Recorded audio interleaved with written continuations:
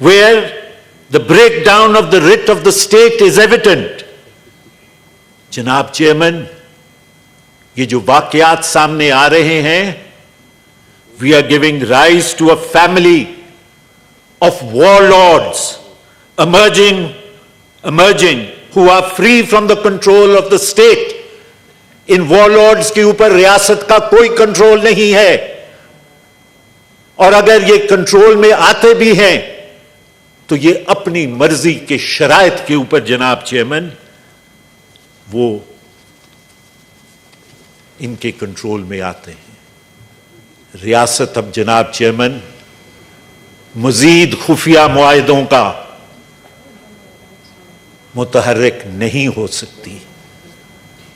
जनाब चेयरमैन, ये आईनी हक है हर पाकिस्तानी का कि उसको इस बात का इल्म हो और वो इस बात का शराकतदार हो कि रियासत का आइंदा का ढांचा किस शक्ल का होगा।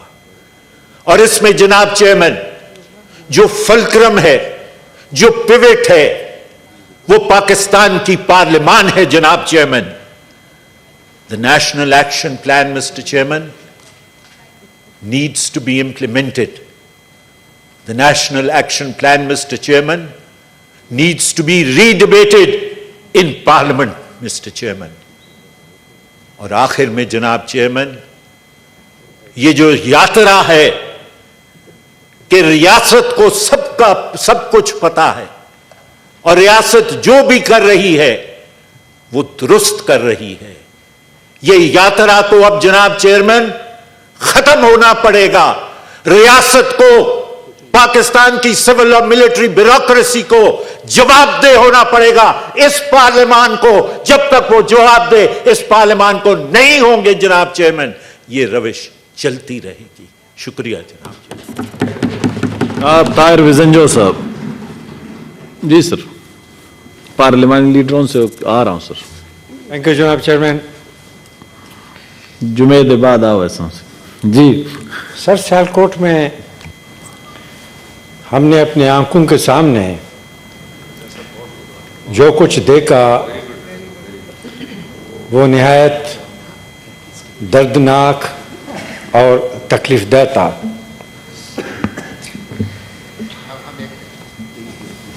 हम ये बात जनाब चेयरमैन माने या न माने, हमारे मुल्क में हुजूम कानून हाथ में लेती रही है और हमारे लायक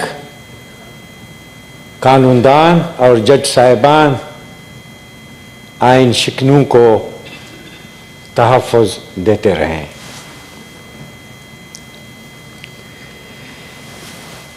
इंतहा पसंदी और शिद्दत पसंदी की फैक्ट्रियां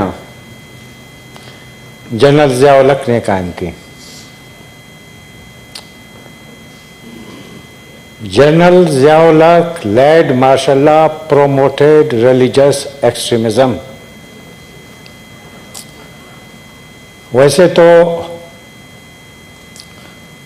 कौम को आमिरून ने सिवाय बदनामी और रुसवाई के कुछ भी नहीं दिया, लेकिन जनरल ज़िया की तवील माशाल्लाह तवील दौरे हुकूमत जनाब चेयरमैन पाकिस्तानी मुआशरे और मुल्की सियासत के लिए निहायत तबाहकुन साबित हुआ। इसलिए तो सर हम हमेशा ये कहते रहे हैं कि सिपाही जो होता है जनाब चेयरमैन, वो जंग के मैदान में निहायत मौजून होता है, लेकिन सियासत के मैदान में वो निहायत नामौजून और अनफिट होता है। दूसरी सर बात यह है कि ये जो शिद्दत पसंदी है, इंतहा पसंदी है, हमारा जो मुल्क का अशरफिया है, फैसला साज इदारों में बैठने वाले शख्सियात हैं, ये अक्सर व बेशतर इंतहा पसंदी और दहशतगर्दी को मिक्सअप करते हैं। हालांकि ये एक चीजें नहीं है।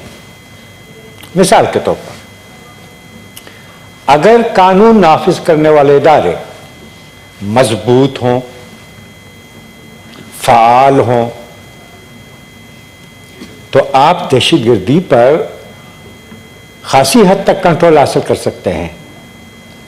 लेकिन इंतहा पसंदी को सिर्फ ताकत के जोर से आप कंट्रोल नहीं कर सकते। उसकी सिर्फ बुनियादी वजह यह है कि इंतहा पसंदी का ताल्लुक इंसान के ज़हन से है, इंसान के सोच और फिक्र से है, इंसान के तसव्वुरात से है, इंसान के आइडियोलॉजी से है। आप सर खल्क़ खुदा को तो छोड़ें,